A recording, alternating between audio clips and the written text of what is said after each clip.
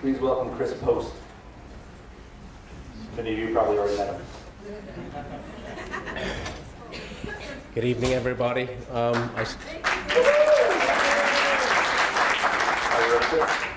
Yeah, I think I'm ready. I started this presentation at 4 minutes past 5 this evening. So I better get moving. It's not the most polished of them. So 20 slides about me and beer. It's not in any order at all. It's just things about beer and things about why beer is, frankly, the most important thing in me and my family's life, or the most important thing in my life apart from my family. I had someone come into the brewery the other day and said, "Oh, there's a brewery here. What kind of beer do you make, dark or light?" So there are clearly only two types of beer. But that brings me on to another story. If you leave your door open on a sunny day and you're working, people think they can just walk in. It's not open if the door is open, honestly, really. We're friendly, but. So, we started off in 2003. I'd been homebrewing for 15 months, and I was sitting on a trading floor in Manhattan on eBay looking for homebrewing equipment, and someone listed this.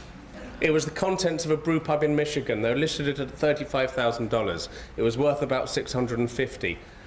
I'm one of those people who will never kind of die wondering, so I pressed bid. 3 days later, I'm going, "Do you take PayPal?" Which kind of surprised me. Our Bock, our lagers for 4 months. People tell you can't do that anymore.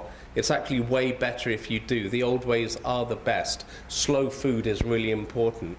We're in 5 markets right now. We're a brand new brewery. We're only 8 months old. But we're in upstate New York and New York City, 2 totally separate markets.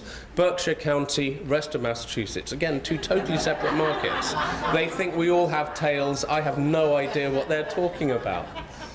2006, this is when I got kicked out of the bank because I was interning at Chelsea Brewery in Manhattan. I was kind of cleaning kegs one day and a keg went bang. I'm also pricing a deal on the phone with my boss. He goes, "What's that noise?" I go, "Trading floor. It's crazy in here." That didn't last long. In 2008, we bought this building. It's behind O'Loughlin's on Merrill Road. Perfect for us. Unromantic green steel building. I love it like a child. We have already had some brilliant nights here in the Berkshires. We were at Barcade in Williamsburg in Brooklyn and the Purple Pub at Williamstown in North County, and we had 9 taps of different beers on in each place. And I somehow managed to be at both places in one evening. It's been that insane. So we have 10 beers right now. We have other beers coming along, but right now we have brewed 10 different beers.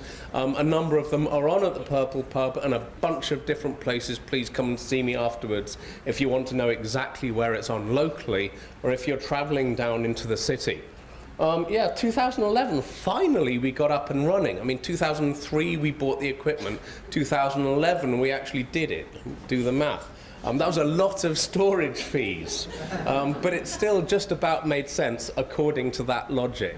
But there we go.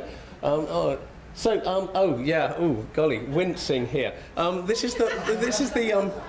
We do a 12% barley wine. This is called the Rude Man, the Cern Abbas Giant. This is actually a genuine hill figure in southwest England, the home of barley wine. Chalk downs, right? If you cut under the grass, it's white underneath. 180 foot tall. Luckily, I've got a break. I'm not going to talk through this slide. So that figure is 180 feet tall, cut into the grass. And you drive on the major motorway down to southwest England, and you pass that guy, and actually, at the kind of strategic point, I'm going to put it, couples who are having difficulty having kids sleep there.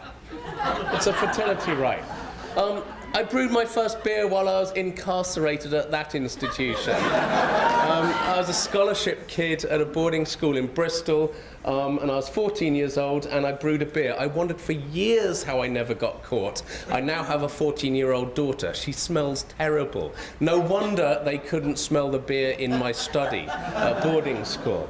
15, 16, slides 15 and 16. See what I'm doing there?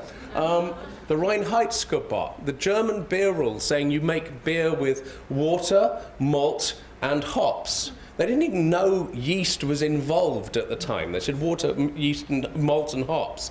And then you stir it with a magic stick, which is where all the yeast was embedded in the stick. But they had this rule to make beer only with those. But it gets a bit boring. So, of course, they have to market it with jackboots and busty wenches and so on instead.